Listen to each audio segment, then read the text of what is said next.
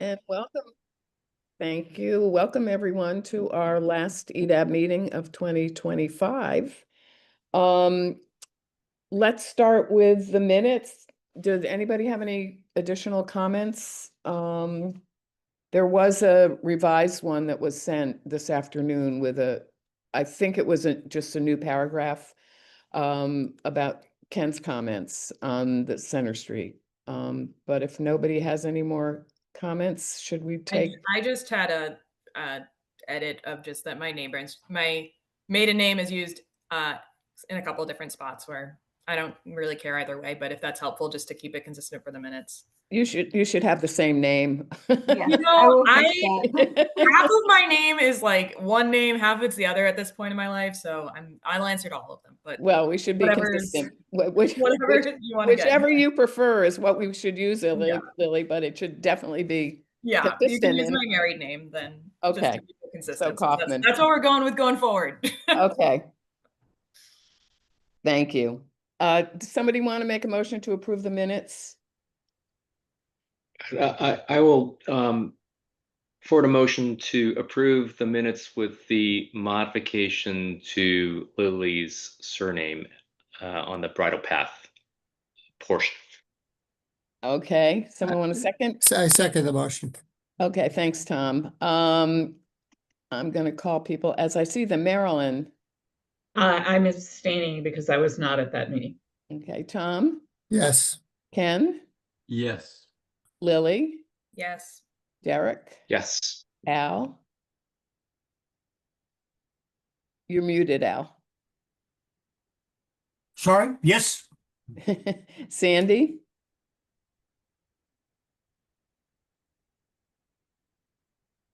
Sorry, I'm abstaining. I wasn't at the meeting. Okay, George. Yes. Alan. Yes. Zaina. Yes. And I vote yes. The next topic, if nobody objects, we have a number of people here who I assume are here for Chestnut Hill. Should we do that first and then go to the discussion of EDAB leadership succession planning? Can we swap those out? Okay, why don't we do that? Just because, I mean, if people are here for other things, you're more than welcome to stay, but I suspect that that's what a bunch of you are here for. So Meredith. Thank you, Anne. Good evening, everyone. I'm going to kick off tonight's discussion about Chestnut Hill with a project update. So we are still putting finishing touches on the updated draft zoning. It's had review from Town Council, Regulatory Division, Sustainability Division. We've sort of batched all of those edits and are working on integrating all of those, and we'll be circulating an updated draft zoning, hopefully at some point over the next couple days. Kara was out last week and is reviewing it. We're going to go over it tomorrow, so hopefully by midweek I'll be able to circulate the most updated version of the draft zoning to everyone. So tonight I just wanted to give an update about the various project components, where we're at. You saw this at our last meeting. This is a visual summary of all of the recommendations and components of the Chestnut Hill Commercial Area Study that we're working on. This is a very rough sort of estimate of where we're at in terms of advancing the recommendations and the deliverables, which would be a summary report of all of the recommendations that we're putting together, a set of town protections that would include like a memorandum of agreement, tax certainty agreement, as well as the zoning warrant article. So we are, and then just I'll go sort of section by section in terms of the special district overlay zoning. You saw these at our last meeting, but I think there were a few people who weren't here, so I'll just run through this again. And I apologize to Ken and the members of the EDAB subcommittee who are probably so sick of hearing this update and looking at these images. This is the existing zoning. We're proposing an overlay, so the base zoning will remain intact. This is the overlay district. It includes 4 sub-districts. There are two that are the commercial sub-districts that both include the requirement of a minimum amount of commercial square footage as part of your redevelopment proposal in order to access the overlay zoning, so the increased height and density. The transit overlay, or the transit-oriented mixed-use sub-district, which is the one sub-district north of Boylston Street, is still very much a work in progress, but we're fortunate to have consultant Sasaki helping us with the design guidelines. They're also going to be helping us and have been helping us with thinking through the transit-oriented mixed-use district as well. These are the proposed max heights for each of the sub-districts. Greatest height and density proposed for the westernmost portion of the zoning overlay district, including the Chestnut Hill Office Park, which City Realty has proposed a redevelopment proposal for. And then the height gradually steps down the closer you get to Hammond Street, where we're envisioning sort of a more of a Main Street district feel. This is with the help of Sasaki and their imaging. This is the proposed zoning envelope for this 3 sub-districts that we have sort of the strongest outline for the zoning components for those. And then what we've been working on since we shared the sort of comprehensive draft zoning in September, there were sort of 3 focus areas where we were not aligned for the 4.0 commercial sub-district with City Realty. So we've been trying to work through how we resolve those issues. And I have a couple slides based on the work we've been doing with Sasaki about how we've kind of resolved the Heath Street proposed step backs issue. The open space requirements, I think we've also sort of worked through that, just waiting for final stamp of approval from Kara. And then we've also resolved some of the issues in terms of the initial ground floor commercial activation requirements that we proposed back in September. So this is an excerpt from the draft design guidelines. I think we're going to be calling them standards and guidelines for the district. And this is the section of Heath Street.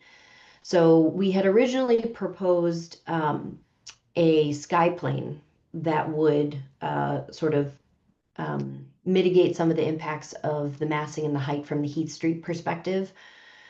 We've heard a lot from direct abutters and neighbors on Heath Street who are very concerned about the proposed height and density and traffic impacts.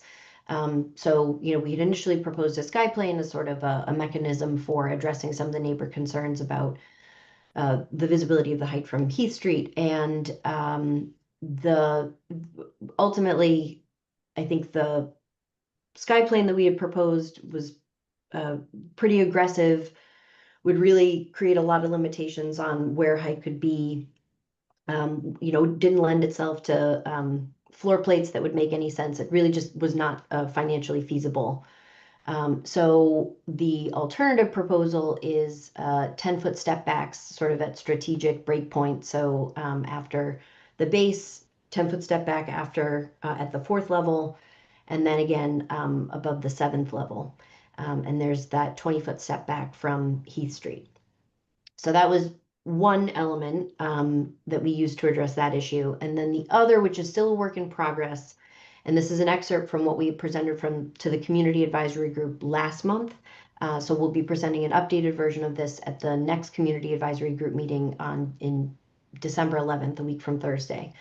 But one of the big changes that City Realty made, they've done several iterations at this point, and the 4th iteration, they switched the orientation of the buildings from running parallel with Heath Street and Boylston Street to more of a north-south orientation, which from the Heath Street perspective in particular really helped visually sort of break up the massing.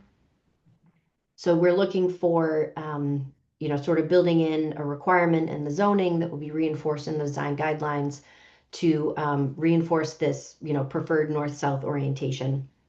And so Sasaki proposed this concept of the frontage street wall different ratios, depending on sort of what perspective you're at, the Boylston Street side, the Heath Street side, in terms of the amount of frontage that the base of the building, so the first 3 or 4 floors can take up versus the tower proportions.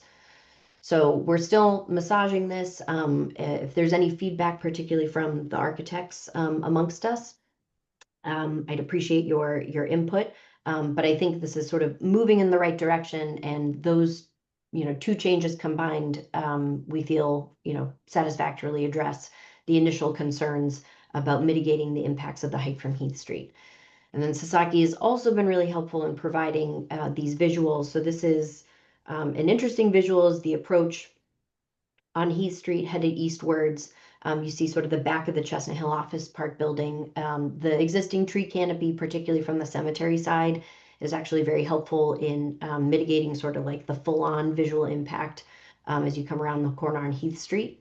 And then this isn't City Realty's proposal. This is just sort of the massing that Sasaki had put together to demonstrate the impact of the proposed massing views or setbacks and massing views. And then this is City Realty's rendering from the Heath Street perspective. So I can pause there, or I can keep rolling into the next couple of updates. Do you have a preference, Ann and Sandy? No, whatever. Do people have questions so far? Comments? If so, I can't see very many of you, so use the hand raise function. I don't see anything, so why don't you Okay. move forward? I'll keep going. So design guidelines, we'll be changing it to design guidelines and standards with input from Maria Morelli in the regulatory division, who has been sort of jumped in with Zach leaving the town and helping work on the design guidelines. So I think we're going to call it standards and guidelines, and the standard is a regulatory's preference, and the way that these would be structured would be, sort of the statement of intent for each section. And then there'd be a set of standards that would be sort of a direct reference to the zoning bylaw components that are required. And then another section more in the guidelines category that is not required in the zoning, but is sort of the best practice from the design perspective that we're trying to promote for this area. So this is also excerpt of where we're at with the Sasaki draft standards and design guidelines. This is the outline of the key components that we're going to be tackling for each of the 4 sub-districts. An overview of the planning framework. So we're really looking to prioritize high-density mixed-use development, really promote a pedestrian-forward environment, promoting a green space network, environmental resiliency, trying to provide adequate parking, but also concealing the parking so that it's not dominating the public realm, and then promoting high-quality architectural standards at human scale.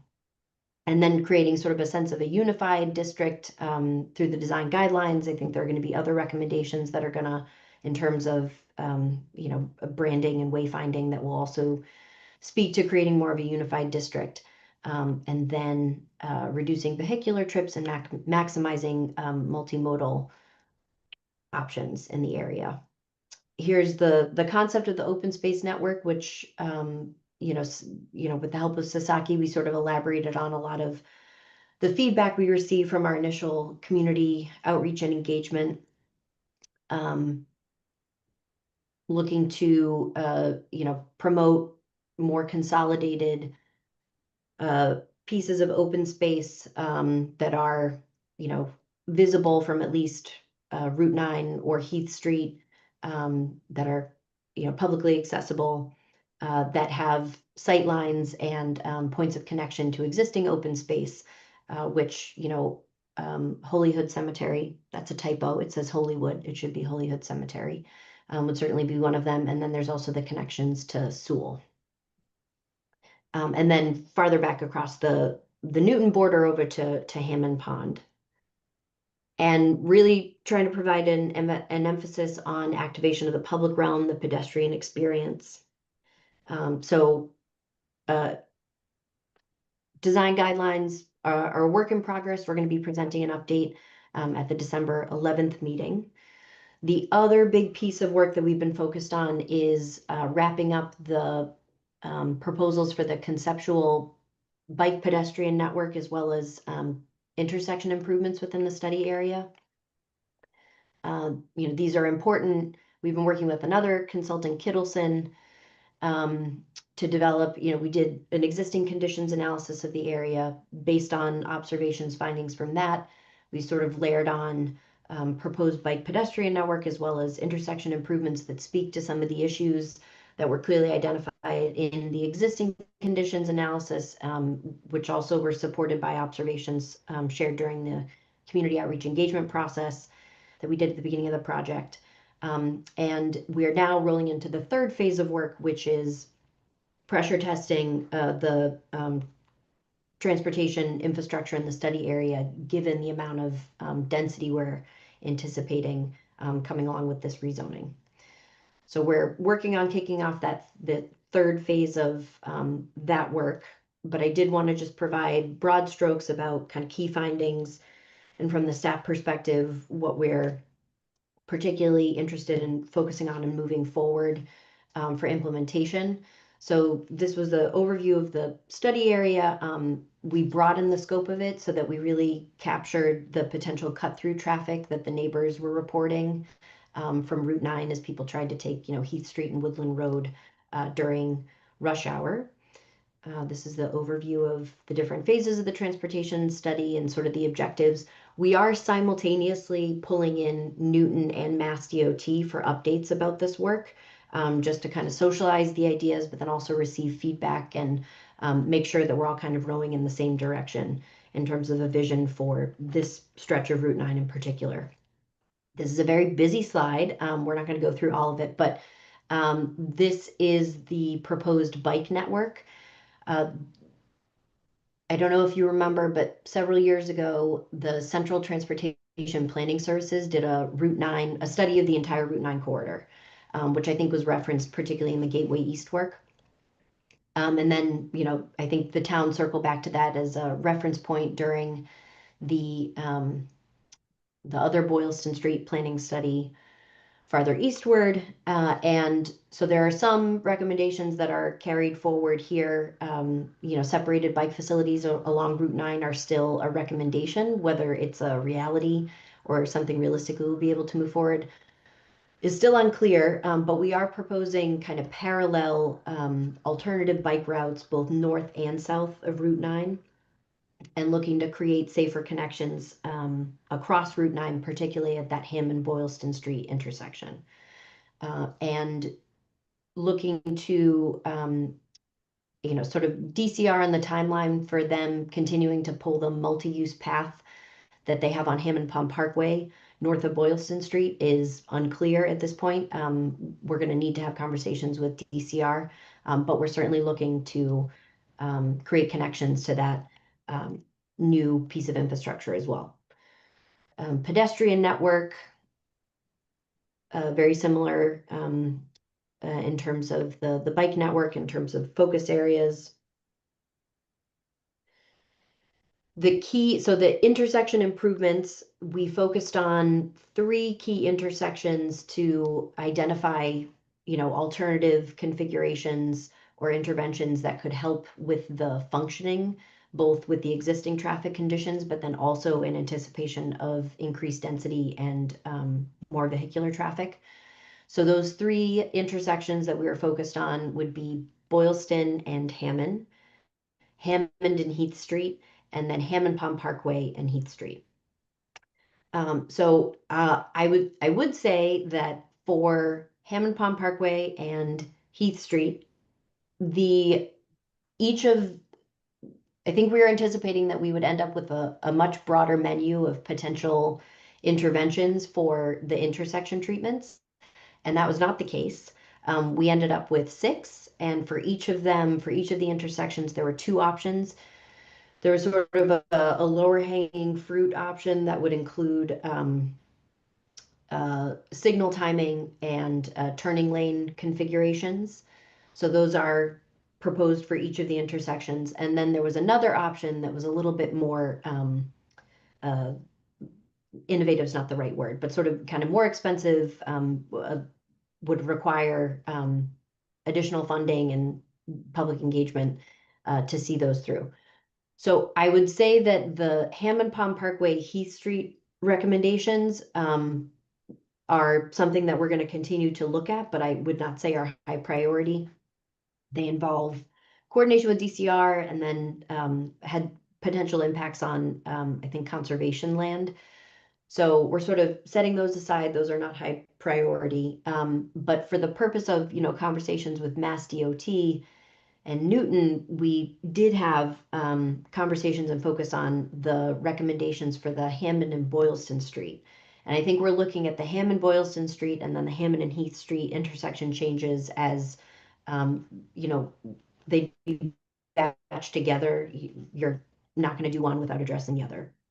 So I'd say the most interesting, innovative recommendation that we, need to put a lot of additional thought into is this R-cut proposal.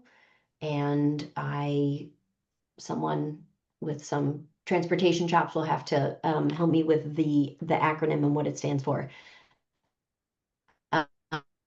But it would essentially pull Hammond Street traffic would have to go kind of counter the direction, and they do a U-turn to get back on Hammond Street. And it would fit within the geometry available in the intersection. It would reduce the number of potential conflict points, create opportunities for safer bike and pedestrian crossing. So the consultant is going to work on refining this a little bit more and giving some clear illustrations about, how this would function. During this your context. presentation? Yes, please interrupt me, George. Just You- use, you know- I can't see everybody, so just use the hand raise function and then you'll pop to the top and I can call on you. But go ahead, George. Hand raise function. Well, you don't have to do it now, but somewhere at the bottom, It's And under I will React. just, it's under React. It's under, oh, raise a hand. Okay, Yeah. got it. Meredith, if you package this traffic proposal with the rezoning, it'll be a disaster. And sure. I would drop this one like a hot potato immediately. So when you say package it with the rezoning, If you Which- present this as part of the rezoning or an option with the rezoning, Mhm. it will kill the rezoning. This is so ludicrous that, it defies credibility, honestly. For Okay. people, emergency vehicles, commercial vehicles, garbage trucks to continue across Hammond Street, making, going half a mile up and then back to get across Hammond Street, you'll just kill a proposal linked to this. Right. I'm just going to chime in there, George, on that, and that particularly if you think about trying to get across Hammond Street at like 5 o'clock, 6 o'clock at night, when that's all backed up on the westbound side of Boylston Street, you're just adding in there. So I think the point is this is a pretty extreme change Mhm. that would need a lot more thought behind it and explanation. And I worry that this is gonna be like the squirrel off to the side that gets everybody riled up.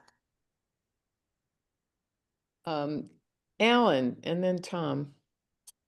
I agree that this intersection change will be a public PR disaster for the rezone here, and people, I think it's making an already somewhat complicated intersection like twice as complicated as it is now. So I would definitely encourage eliminating this change. Okay, thanks. Tom? Yeah, I agree with all the points that people have just made. I think you're adding a significant amount of vehicle miles traveled. Because of that, you're reducing air quality. The whole series of things, in addition to travel time, it may make it safer for some of the movements, but it has a lot of downsides to it, very specifically, that I think would not fly very well You know, what about a turn that I make all the time, coming from Hammond Street, heading southbound and turning eastbound on Route 9? How do you do that? You know, it's a lot of things that need to be much further thought through. Anybody else on this? And Derek shared that it stands for restricted crossing U-turn. Any other comments on this?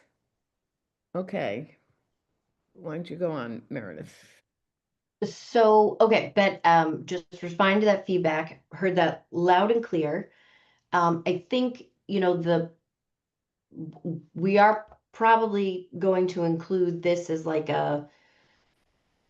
in the menu of options, and something that will probably need some further thought. I think, as everyone here has pointed out, there are a lot of, it's complicated, it's very different, you know, would require a lot of public engagement and further development. So I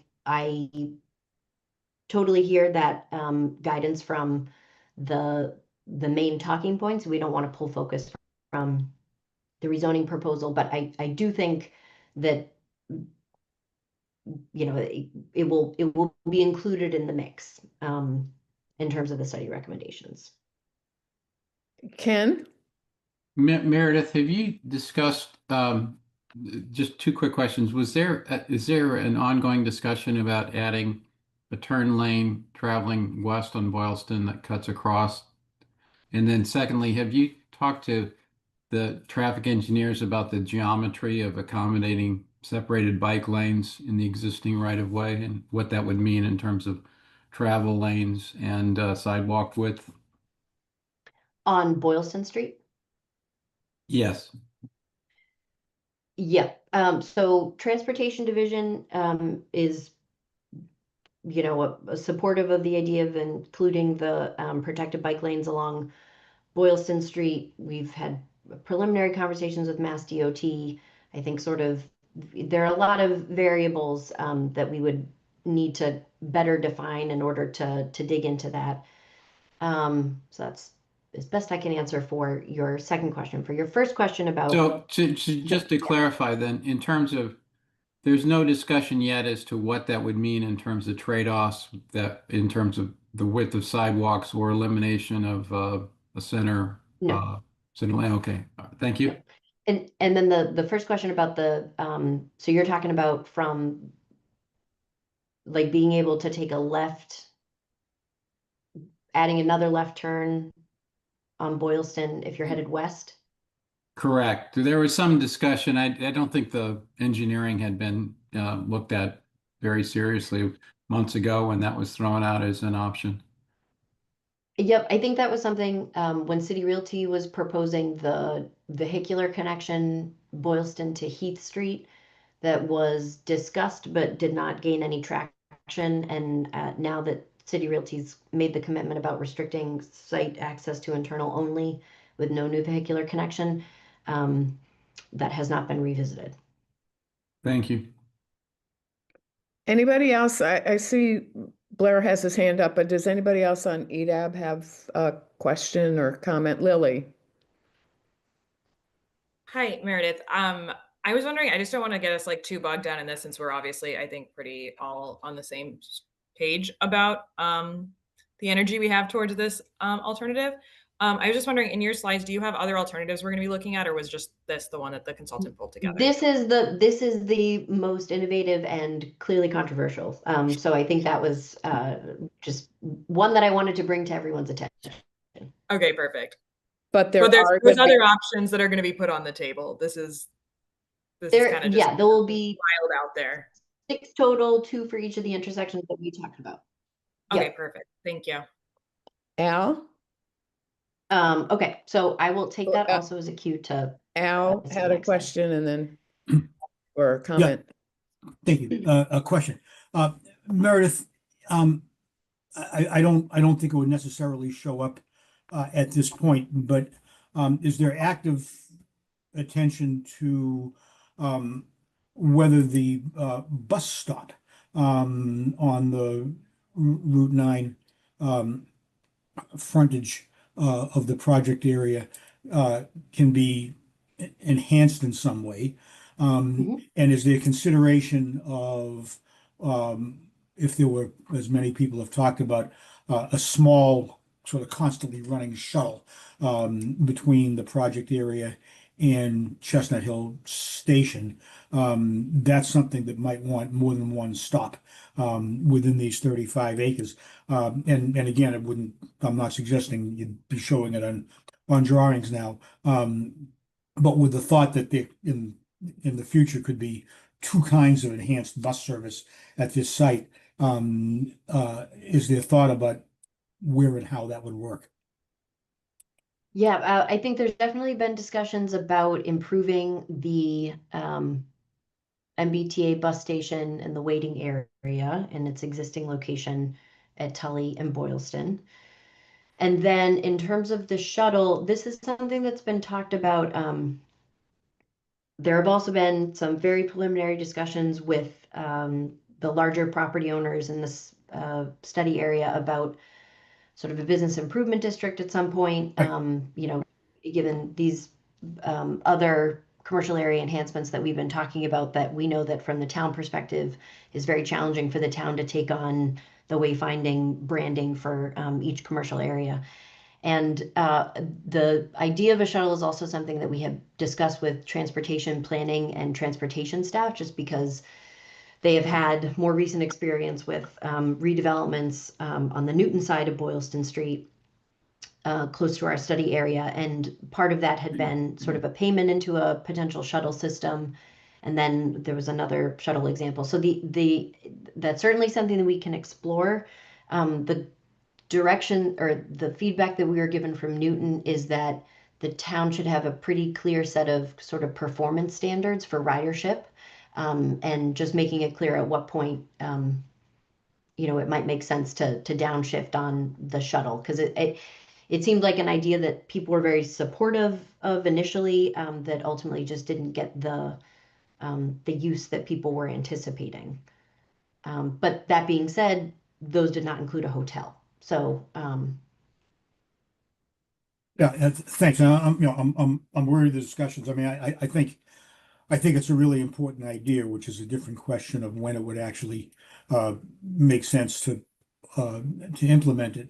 But if the, you know, if the site plan winds up not, you know, not creating at least one, but I think two places, you know, where that shuttle could actually, you know, could actually stop. And, you know, sighted and oriented in a way that fits with, you know, what its path would be across Route 9 to the station. You know, if that's not anticipated at the outset, then the chance to implement it, you know, would be impacted. So, yeah, I just wanted to make that point. There's, you know, this isn't a subway stop, but there's more transit potential and more transit need down the road than people easily visualize now. yes. I don't see any other EDAP hands. Blair, do you have a comment on the transportation on this slide that Meredith was talking about? Yes, just very briefly, I'm kind of in agreement with the idea of being especially concerned about traffic speed and volume and the need for turning lanes. I think it would be very unwise to capture some of the right of way for a bike lane, which I really don't think would be done here with the speeds. I bike every day on this area, and people would do Heath Street because traffic goes slower. That's where to put the bikes, not on Route 9. And I'll just comment that I totally agreed with everyone's comment about changing the intersection at Hammond and Route 9. I bike across there and walk across there regularly. It works, and I don't feel it's hazardous. It's currently configured, and it certainly moves traffic. Thank you. Thanks. Okay, Meredith. Wow. So this is so part of the Chestnut Hill Commercial Area Study report, we are working on finalizing the section on sort of the historical background of the study area. I don't know if you all remember Greer Hardwick, a longtime preservation planner for the town. So we brought her out of retirement to help us pull together the historical section for the report, and it's we're finalizing that, but I did want to share some of the photos, images that she pulled, which are just really fascinating to look at. So I was going to end on sort of a lighter note with these, but you know, it's interesting in looking at the history about how influential Holyhood Cemetery was. They owned a lot of the property within the study area, and sort of gradually redevelopment. A lot of it was eventually redeveloped as the 2 or 3 family housing, that some of which still remains today. And a lot of the people who lived in those homes, it was really workforce housing, and it was the people who ran the stables and the kitchens and the homes of some of the larger estates and other parts of South Brookline. And then you also see the Lowell Playground here, which is now Chestnut Hill Office Park. And flipping ahead. So Hammond Street had the streetcar, you know, as a central transportation route, really shaped the area. And it's interesting to see, you know, how things evolved as sort of we are transitioning from the different transportation technologies. So 1920s, 1950s, this was a flood on Boylston Street. And you see a lot more trees in the median. This is 1950, 1955. So I don't know if you can see my mouse here, but the bottom left area, I think this is what's now the mall. To the right would be the Chestnut Hill Square. And then up here, you see the street, which, you know, the building footprints looks very similar to what it is today. A lot of surface parking, very similar to how it is today. And then you see Chestnut Hill Office Park as the Lowell Playground at that time. And then in the distance, you see the Longwood Cricket Club.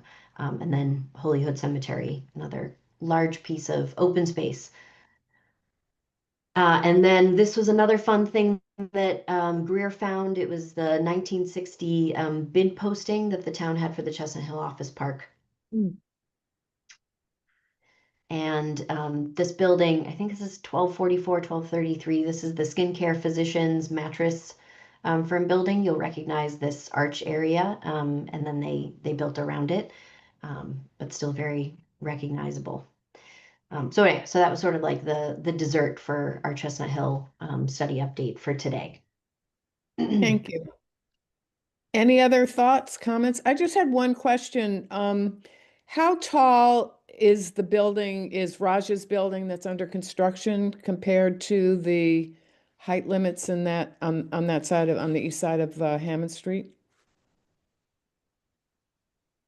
I think so it's 6 stories. I don't know the exact height off the top of my head. It's 6 stories? Okay, so.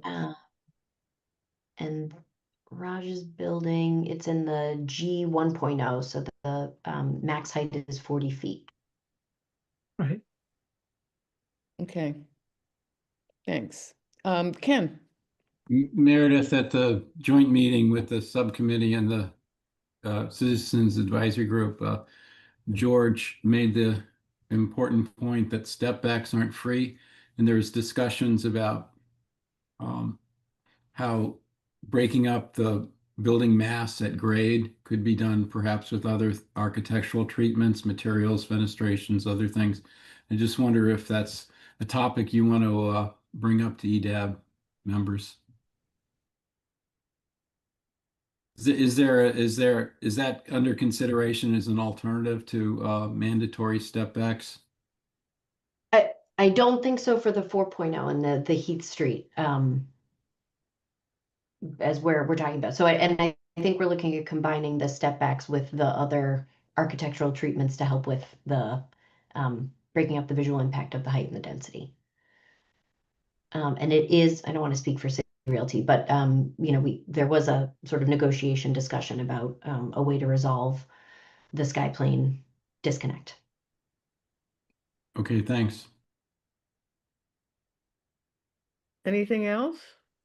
So Meredith, can you just, and I apologize for not raising my hand, Meredith, can you just give us an overview of timing, right? Like where we are, kind of when we think this zoning might come to town meeting? Because I do think that we as EDAB should be thinking about how we're going to support this, what we're going to do. This piece is so critical to the town's future, not just this neighborhood, from a fiduciary role. And so I want to, and it may be that we need a subgroup or a subcommittee within EDAB, separate from the group that's focused on the zoning and that piece, to be talking about how does EDAB, presuming EDAB supports this, how does EDAB help get the word out? Because this is going to require a lift, I think, across the town. We need to make sure people across the town of Brookline understand that the development that can occur in this location will feed our schools for a very long time. And that is an important consideration. This is not the same as a zoning that is just around a smaller housing development. This is much larger, and we need to make sure that people understand that. So just to speak to your question about the timeline, Sandy, so going back to the tasks and deliverables, so on the right side here, you have spring 2026 town meeting. The dotted line is mid-February. This is when we expect the article deadline to be. So we're going to need to be, we're trying to wrap things up by the end of the calendar year, early January, in terms of sort of setting all of our recommendations and committing to those. And then we'll be presenting those to the select board and looking for their guidance direction about how to move forward with the zoning and proposed zoning amendments, as well as a memorandum of agreement with City Realty and the tax certainty agreement. So basically February, March, April is when we need to get ourselves, well, we need to organize earlier, but actually do some advocacy work. Is that right? Based on what you just said? Yes, if that's something EDAB is interested in doing, I would say that would be the time frame. Okay, George? I think that is the time frame, but I would say that EDAB needs to be informally lobbying much earlier than that, honestly. Yeah. And I've been having conversations with a few of the neighbors who invited me to have conversations with them. And I think that would be a really effective way to start moving this proposal forward, is having smaller meetings with neighbors, with small community groups on behalf of EDAB to actually advocate for a solution that addresses most, if not all, their concerns. So I would suggest getting involved earlier than Yeah. February. Some years ago, and I don't remember what the project was, we actually had like coffees in various people's town meeting members all around town in people's homes. Or I remember one at Driscoll School. I don't remember where else, and I'm blanking on what the project was, but that was also a good way to find people, not just in the neighborhood, but all over town. Michael. Thank you, Anne. And thank you, George, for your comments thus far about sort of getting out into the neighborhoods. I think the two things that I will say. Number one is EDAB's expertise would definitely be helpful in both answering questions and also validating the economic viability and reality around the proposals. Both in terms of the zoning and what it allows, as well as the Chestnut Hill Office Park specific proposal that is being worked in coordination with at the same time that the zoning is moving forward.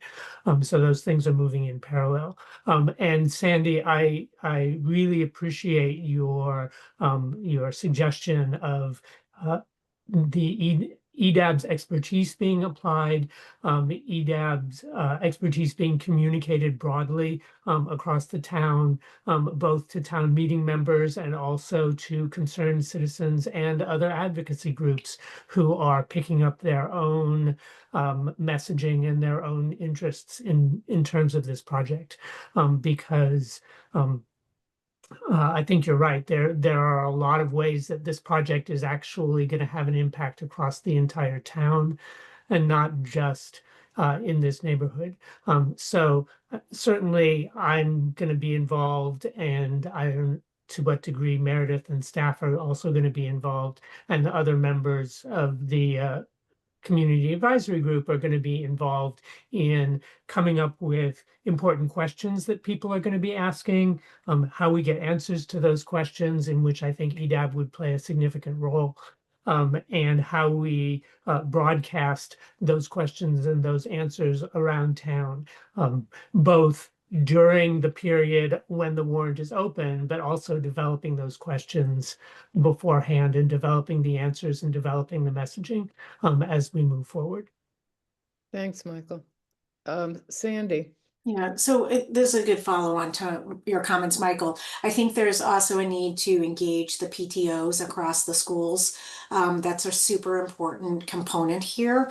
I'm not as close to this piece, but word on the street is that we're looking at an override, and these things all go together, right? Getting this zoning doesn't mean there will never be another override, but it could certainly change that conversation. It's probably the most meaningful thing we could do to affect that conversation. So we need to essentially be creating this advocacy now, right, to George's point, and figuring out who can carry some water here. And it does really need to be grassroots, right? Anne and I had chatted briefly in a planning meeting about do we try to host an EDAB meeting for town meeting members, like an open house, right, where you invite folks, and maybe we could offer or get some people who can go to a couple of different PTO meetings, because those are the folks who we need to be telling their town meeting members this matters, and making sure people know, because while this is not this goes to town meeting, it doesn't go to the whole town. It is critical for the whole town, and most people look at zoning and they think that's not my neighborhood. This is everybody's neighborhood, and that we have to get that message across here. You're muted, Michael. Yeah, totally. I totally agree. Mm-hmm. Thanks, Sandy. Tom. I just want to underscore the point that Anne made. We did this strategy for more than one project in the past, and it's been effective. So it is definitely the way to go, and we have a track record for having been successful in doing exactly the same thing in the past. Do we need like a subgroup? I don't know quite what to call it, of people to work on a strategy that I assume that group would be starting fairly soon, just to get things, just to get a strategy in order so we know who to talk to at PTOs and town meeting members and all that stuff. And we get the talking points and all the other background that we need to gather in order to actually go out and do this, which I assume we wouldn't do until at least the beginning of the year. In terms of the process, I don't know whether it makes more sense to wait until you're going to select board in January sometime, Meredith, is that right? Mm-hmm. I don't know whether it makes sense to wait until after that conversation or not, but we probably should get some volunteers together to work on this sooner rather than later. Lily. Yeah, I just wanted to flag, I agree with the sentiment that, we have to start a little bit earlier on this, but I think it would also, just for whoever's leading that subgroup, benefit us and kind of the initiative if we then do something again in May, right before town meeting, just because they're going to swear in the new members that get elected in May. So whoever's working on that timeline, maybe also remembering to scoop up those new people as well. Yeah, absolutely. Absolutely. And there'll be at least one new select board member as well. All right. Well, if anybody wants to volunteer to do this, let me know or let Meredith know. And I think we need a couple of people to get started on that. Okay. Anything else? So, sorry, just to clarify, because so it sounds like we are not going the subcommittee route. This will be more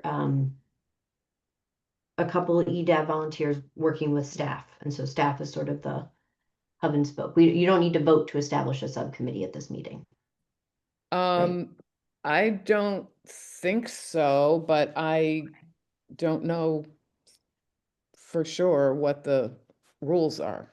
Let me put it that way. I'm gonna jump in and say we're gonna need as many people as we can get, right? And Absolutely. not make a note that it should be limited. And I'd also say, Michael, if you can kind of, if it sounds like you're game to be leading this charge, out there, right? Like, just because a lot of us on this call have, including you, I assume, have other obligations. So just trying to make sure it's a little bit of, where can we show up and start, getting the word out with staff, maybe helping with a fact sheet or something that can be circulated to some of the groups, Meredith. So we are streamlining our ask of you all, given staffing challenges, et cetera. I want to be really hyper aware of that, right? You're, go ahead.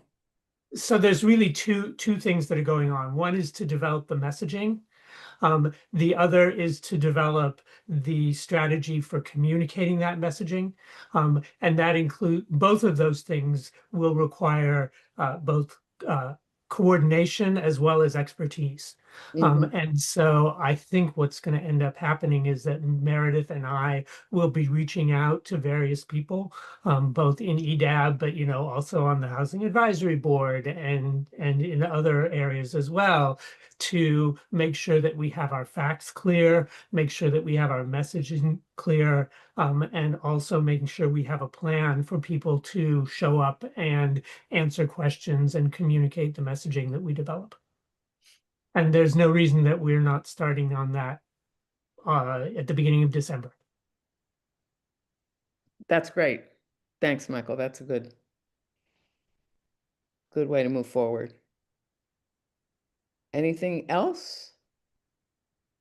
Okay, well, thank you, Meredith. This is important stuff. This is the thing. All right, let's go back to discussion of EDAB leadership succession planning. As most of you know, I was trying very hard to find at least a co-chair some time ago and was completely unsuccessful in doing that. So much for my advocacy skills. And we've been talking about it, and Sandy had some thoughts that I'm going to ask her to share that we thought made some sense, because we do need some succession planning here. Right. So my thought was really that, it's always hard to get co-chairs or chairs, and I will completely fall on the sword that I told Ann I would be her vice chair, but I wasn't willing to be a co-chair, and I wasn't going to be vice chair in order to become chair per se. But I had this thought that if we could, what's worked out really well between Ann and I is that because Ann is retired and I'm still in the workforce, it's given us a nice balance of availability, and also kind of real-time market knowledge between the two of us. So if we could try to, a couple of thoughts on the succession piece. One is to try to rotate around the group of us at EDAB, right? Because it's extremely hard. We're not going to find another Paul Sainer who was willing to be chair for, more than a decade, maybe two. But how do we kind of tag team as well to kind of spread the wealth, right? I think we're all committed to EDAB, but also trying to make sure that the burden of chairing or co-chairing or vice chairing, whatever you want to call it, doesn't fall always on the same people, right? And so we really need to identify who can kind of step into these roles. And I'll just advocate that, kind of the extra part of it is basically an hour call once a month with Jessica and Meredith and Ann to set up this meeting to make sure we're talking through, kind of the tenor of this meeting and guiding it appropriately. And Ann does an amazing job, and a lot of times I'm riding side saddle, but some really valuable things come out of those planning calls.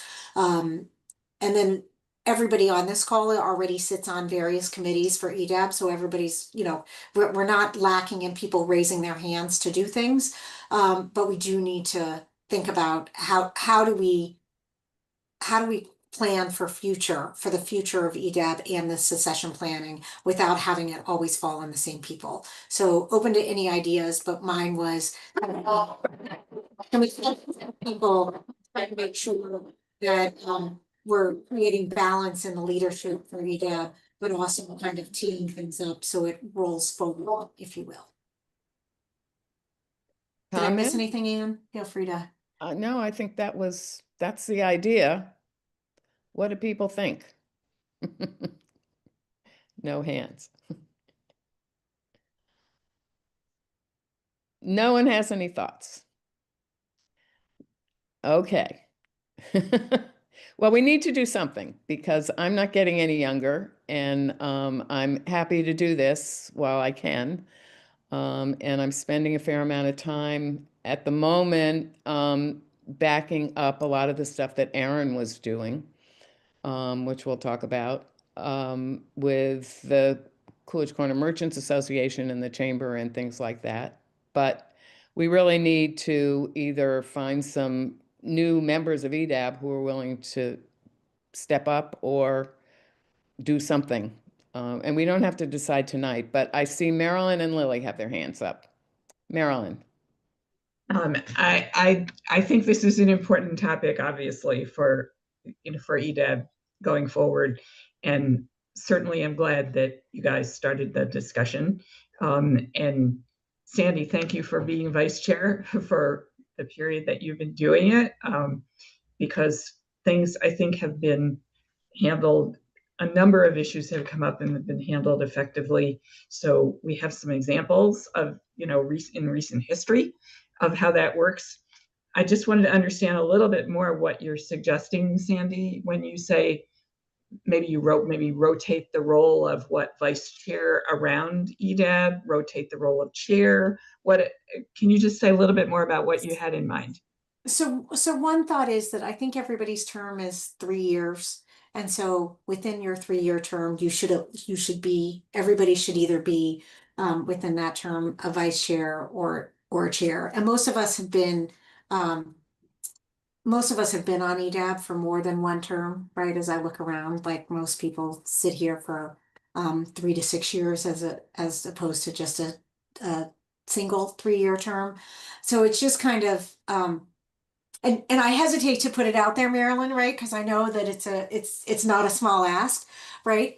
But I also think that the work we're doing here is really important for the town. I mean, this zoning piece that we're talking about and the zonings that have come before is really important. And there's a lot of institutional history amongst this group already. So one thought is that, everybody is rotating through. So you could do a year for each term. That was something we talked about. It was helpful. Meredith kind of noted that it's more helpful to have somebody sit in each of the roles for 2 years because otherwise it's too much turnover. And so those become a piece, right? And so maybe the thing is, and I'm just thinking out loud here, Marilyn, it's a great question, is that, the commitment, I don't want to call it the obligation, but the commitment that you make as part of EDAB is you either chair a committee or you sit in one of the chair, vice chair seats for a 2-year piece. I think everybody, again, is mostly doing those things. So this isn't one of those situations where you look around the room, or in this case, look around the Zoom room and say, oh, well, this person doesn't, stand up and doesn't do their fair share. That is not the situation. But I think a lot of us have been reticent, myself included, to sit in the chair seat for fear that we couldn't, kind of make the time. And so the thought of kind of pairing, right, somebody who I'll pick on Anne here, who travels a little more because her schedule, for leisure, versus myself who travels for work and, we both have competing demands. They're just very different. Does that help us? Or do we try to get 2 people to co-chair and then a vice somebody? Again, totally open, but it's just not sustainable to where we sit right now doesn't feel sustainable, right? From a leadership perspective, we need to have something a little more set up so that you know you're moving into that seat.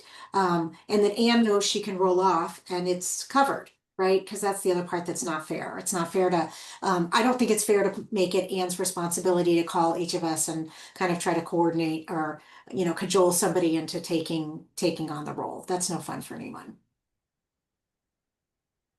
Thank you. Lily, did you have?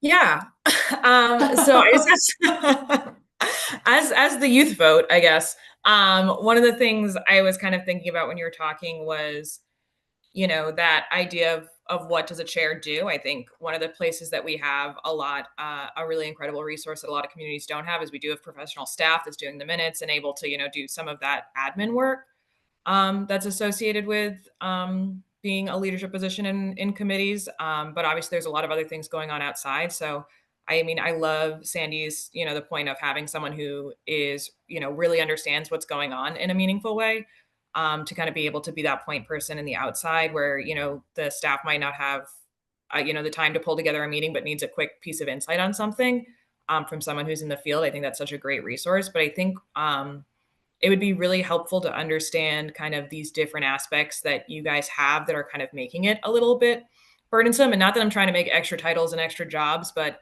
I'm wondering if there's a world in which we could subdivide some of this stuff and, like, you know, make it a lighter burden for those rotating through.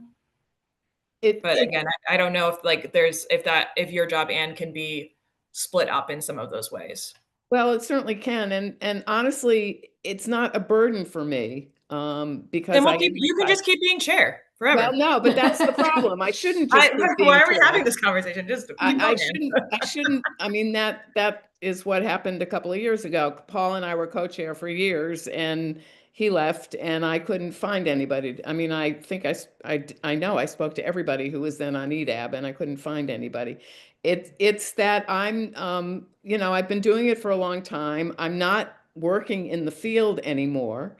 So I don't know what's going, you know, I don't have any of that background on a day-to-day basis. It just seems, I mean, it's always good to get new blood. I would continue to stay on EDAB because I think it's important. But again, if you know, I'm 79 years old, and we could use some new blood.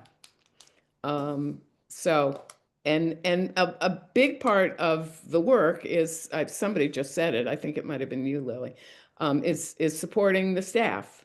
And as the staff gets smaller, I think we're going to need to do more of that as a group anyway. Yeah, and so sorry, just Derek, I'm going to cut you off really quick. Yeah, I think like if there's pieces right now, I think particularly while like Aaron and Zach's jobs are open, where there's like defined pieces that I think some of us could help with, maybe there's an opportunity for that right now, kind of as we're, you know, kind of moving in parallel paths of like, here's some extra things that you need some support on, but also in the longer term, we need to figure this out. So Lily, you just spoke for me, so I'm done. Oh, sorry. I'm sorry to have spoken for you, Derek. You read my mind. That's exactly. Yeah. So Anne, we're all just thinking. You alluded to Aaron leaving, and you obviously with the small business community or committee have some additional tasks that you've taken on. Like, do you want to hum a few bars about where we might be able to help you offload a little bit in the interim? We can paint the turkeys if you want, Anne. Derek and I will head out on the streets and we will get those turkeys painted. I think they've just been repainted with their new, hopefully the paint that's going to stay through the winter this time. That's hilarious. Change the paint, Jessica? They did something, but anyway, I've been going for years. I've been going to the Small Business Development Committee and the Chamber and the Coolidge Corner Merchants Association, dealing with that stuff. And that's fine. I mean, that to the extent that I'm still in the field, that's what I've been doing. And I can be helpful doing that. And again, it's not that I can't do this. I just don't think for everybody else's sake, I just don't think it makes sense for the same person to do it forever. That, you know, we need to find, again, it's not a burden right now, but we need to have a succession plan. You know, I spend a lot of the rest of my time that I'm not doing this, I work with this organization doing pro bono management consulting for nonprofits, and succession planning is a huge part of what we help people do. And we're not doing it here on EDAP, and it's important. So, I'm not sure we'll solve the problem tonight, but think about, I mean, Sandy, I like Sandy's idea. If people aren't willing to do it, we need to figure out what other ideas people have. And again, it's not a crisis. We don't have to decide tonight, but it would be good to have something, some kind of plan. And I'll just add, it's easy. I mean, I'm saying the thing everybody knows. It's easier to have this conversation when it's not a crisis, Exactly. than it is when we're kind of all strapped and somebody's kind of backed into a corner. But much better to be able to think about it now, Yeah. and try to come up with some creative ideas, right? Like, it was helpful in our preliminary conversation to really understand from Meredith that, you know, a 2-year time is better for her, and better for the staff, because the other thing we want to do is make sure that the leadership transition is as minimally burdensome as possible on staff, because they have enough other things going on. And to Lily's point, staff is already doing a lot of the administrative pieces. This is, you know, I think most of us, what we're doing is trying to kind of provide the rudder. We're trying to guide the ship and make sure that we're spending our time talking about the things that are most important for the town and where this group can really add the most value. Okay. Well, thank you. And please think about it and come up with some ideas. And that's a good transition to the economic development staffing update, Meredith. Thank you.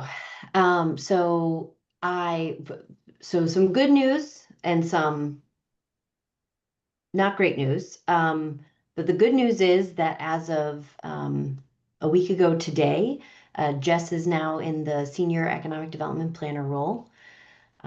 Very well-deserved promotion. Jess is coming up on 2 years in the Economic Development Division. She really hit the ground running with standing up some of our ARPA-funded programs, and has just been an incredible asset to the team. So very, very happy for Jess. Congratulations. Congratulations, Jess. Thank you. Very lucky to have Jess.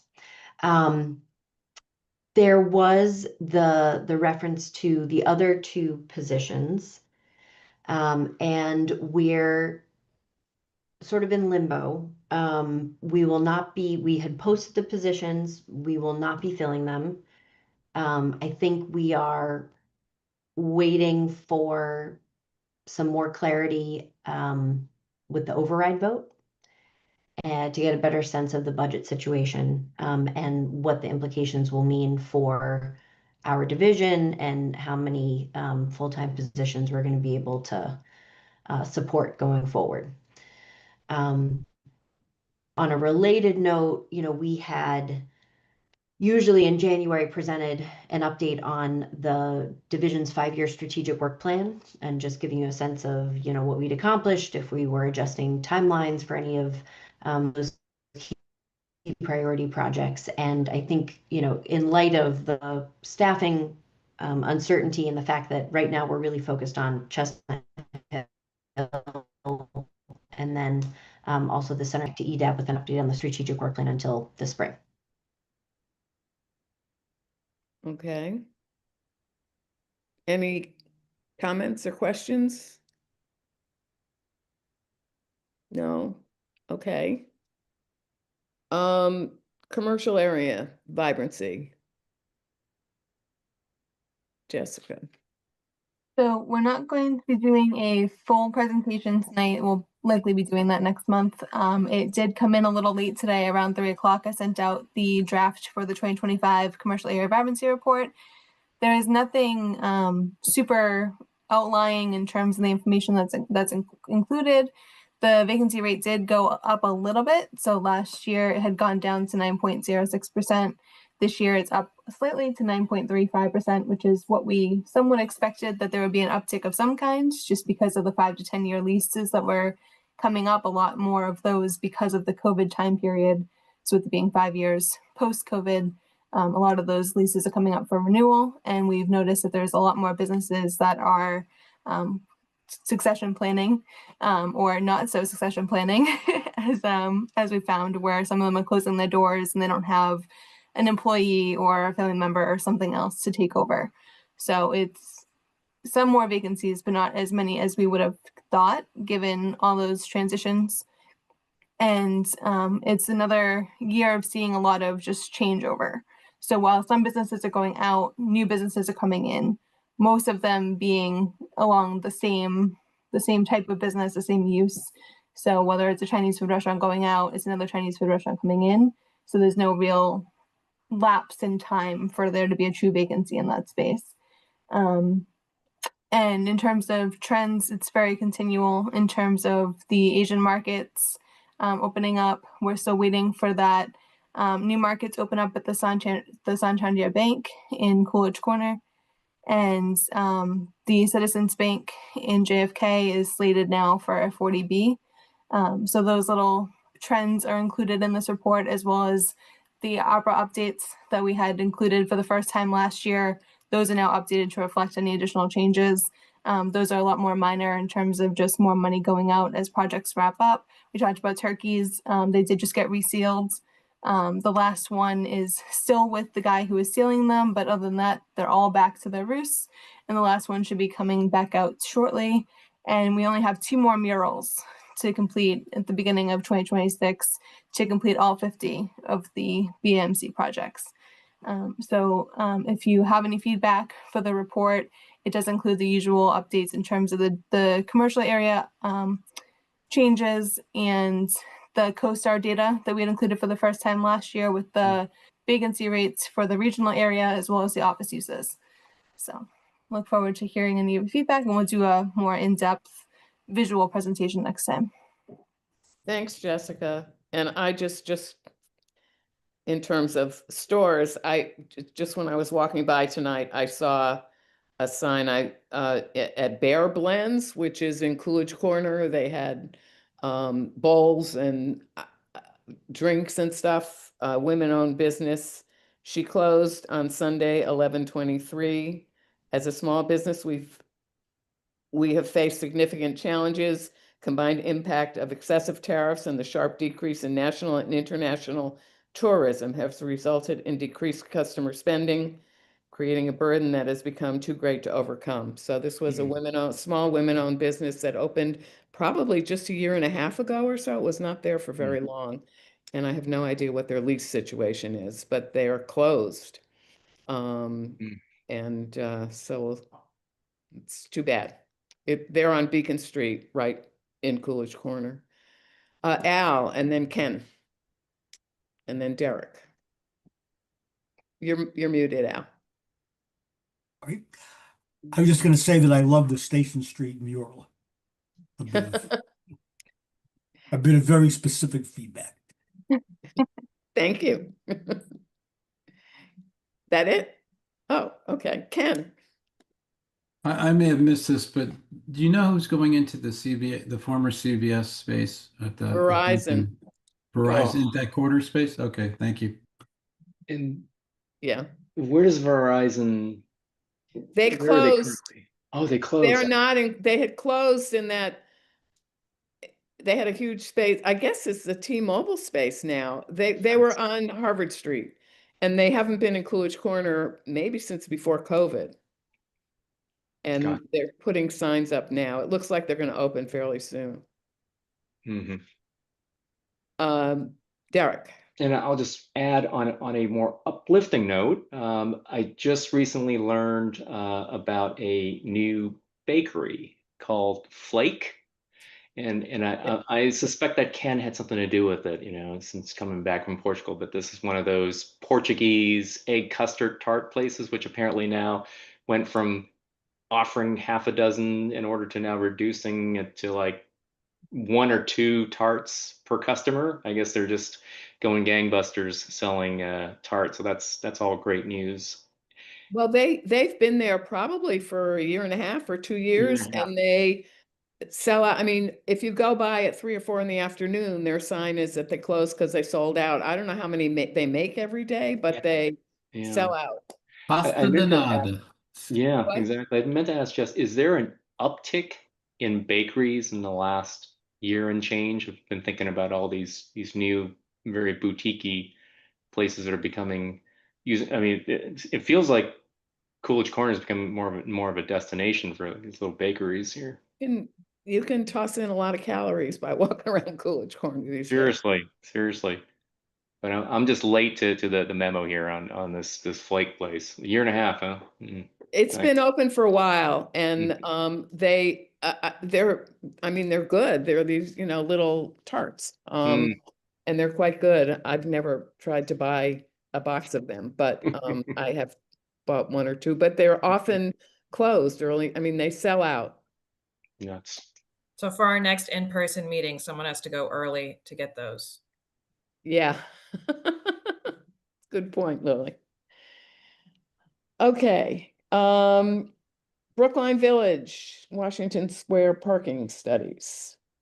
Just a brief update on those. We're still in process. We're looking at getting the recommendations by the first week or 2 in January. We're wrapping up the focus groups for Brookline Village and Washington Square businesses and residents in the next week or so. We have our Brookline Village businesses this coming Friday and the other 3 next week, wrapping up by next Friday with those. So recommendations will be in hands, at least for review by staff by the end of this month. And then the final report will be in the springtime. We're expecting that a lot of the recommendations will be very similar to the Coolidge Corner ones in terms of wayfinding and just trying to reevaluate what kind of EV charging stations and accessible parking and just the general permit process in terms of the various commercial and residential tags that we have and signage. So, but we'll have those soon. Okay. And warrant Article 8, Al, your hand's up. Is that still, or did you put it up again? Okay. So for warrant Article 8, town meeting did only last a couple of days. Warrant Article 8 has been pushed to a town moderators committee. So Anne had already reached out to the moderator, just suggesting that someone from or people from the business community be involved in that process. If it does end up being starting from scratch rather than starting where the warrant article left off, which is for residential only. So we'll be pursuing that route to make sure that as this progresses, the business community is involved if that is the case. As of right now, all we know is that it's going to the moderators committee and we'll follow up from there. Yeah, my question was to Neil was whether, I mean, I don't think there's a charge yet for this committee, but whether this group was going to be starting from scratch and looking at lighting in the whole town. And he emailed back. I had copied Chris Muddy, the executive director of the chamber, and he emailed, Neil asked us both to give him some suggestions of, I think both a restaurant and a retailer should be on it if they're looking at commercial areas. And we need to get back to Neil ASAP. It sounds like he wants to set this group up very quickly. Marilyn. You're, yeah. Yeah, thank you. I think from EDAB's standpoint, sending this to a moderators committee is a good resolution, but this needed more thought on a variety of aspects, including how it would affect the commercial areas. And I like your suggestion for setting it up with some active commercial area representation and not starting from scratch, because a lot of people did spend a lot of time looking at these various proposals, I know. One thing that I think it would be great, this is perhaps a premature comment, but when a moderators committee is set up on this, I think it's important that the moderators committee recognize that the Harvard Street zoning itself is supposed to be the town's pilot program on commercial area lighting. And it, that was not really understood, I think, by the proposals that came forward on this subject.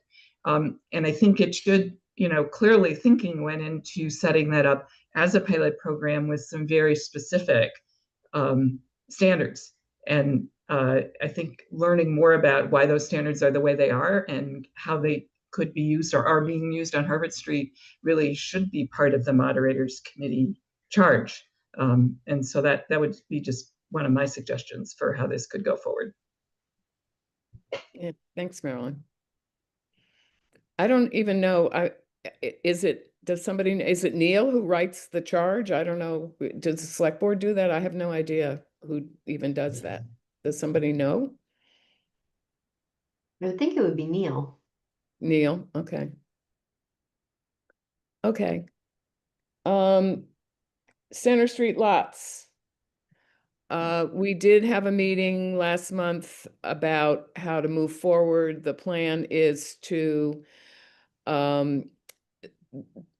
the consultant, Spec Dempsey, is working on their final report, which will be presented to the select board in January. And after that, assuming people want to move forward, the next step would be, and I believe Spec Dempsey's contract ended, but I believe, is this right, Meredith? You're using some of the money that you're not paying staff to hire them somewhat longer. I don't even know what the specifics are, but to help draft a request for information for potential developers to see what people think of this plan or these plans, and to get feedback from the development community and try to figure out whether anybody's interested in basically doing this development and building. I mean, the town is not assuming that the committee is not assuming that the town has any money to put into this project. So we need somebody who will want to develop it and build the parking that's necessary to support both the development and the existing commercial area. So that's all going to be coming out. Well, again, the select board will be discussing it in, is there an actual date yet? Is it the 27th or is that something else? January 27th. January 27th. Oh, there are two people, Moshe, and I can't remember his last name, and Ken Woolley, who's on the transportation board, who have already written minority reports. They have slightly differing opinions, but basically Ken doesn't think we need any more parking. We shouldn't build any more. And maybe we should get rid of some of what we have and use what we have more efficiently. And he talks about the Marriott Hotel, which everybody believes we should be using more efficiently, and we need better signage to get people there and all that. And Moshe doesn't think there should be any development on the lot, basically, I think is what his bottom line is. But there are those are public documents already, aren't they, Jessica? We can get those out to people if you're interested. But that will be part of the report. I believe that most of the rest of the people on the committee, although we haven't had another vote yet, and they both voted against the any of the options when the committee voted on the side lots option. So that's out there as well. Any questions about that? Okay, we have the EDAB meeting schedule that Jessica sent. If anybody, if those dates are not good, please let Jessica know. But one question I had is, we decided at the beginning of last year to have 2 in-person meetings, and I believe we did June and November. Should we plan for those 2 months again or different months? But we should plan far ahead for a couple of in-person meetings, I think. Did June and November sound right to everybody or okay to everybody? All right, let's get rooms for that. Bridle Path. Anything happening, Lily? Nope, we're meeting January 22nd to start kicking off our monthly meetings. Okay. And then the last thing is Al, comp plan? Nothing new. We have, the steering committee has a meeting a week from tonight, advancing and hopefully advancing near the conclusion, the outreach plan, community engagement plan for after the holidays. Okay. Any other business from anybody? Meredith or Jessica or anybody? I do have one thing, assuming it's still relevant. For January, we were talking briefly about potentially needing a secondary special meeting towards the end of the month for the Chestnut Hill voting in terms of preparing it for the warrant article. So the deadline is, I think, just like maybe right after our February meeting. So we want to make sure we have enough time to digest the information, get any feedback to make those final changes. So due to the holidays and things happening in January, we were looking at potentially the 26th.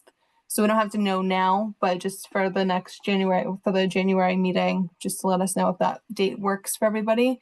I'll send out a calendar invite just to hold it for the day, and then we can decide if we need it or not. But just to flag that for everybody. Why don't you send a calendar invite? Is that in general okay for everybody, January 26th? And again, we don't know if we need it, but we may well need a meeting just to focus on the zoning for Chestnut Hill. Okay, why don't you do that, Jessica? Okay. And hopefully we have a quorum if we have that meeting. Anything else? Anybody wants to say, talk about? Okay. Well, thank you, everybody. Have a great December and holidays, and I guess we won't see each other until just after New Year's. So have a good one, everybody. Hopefully next year is, we have a busy year coming up with these two big projects potentially. So it's a lot of work to do. Okay? Great. Thank Thank you, Andrew. Thank you. you. Thanks. Thank you. Happy holidays. Everybody.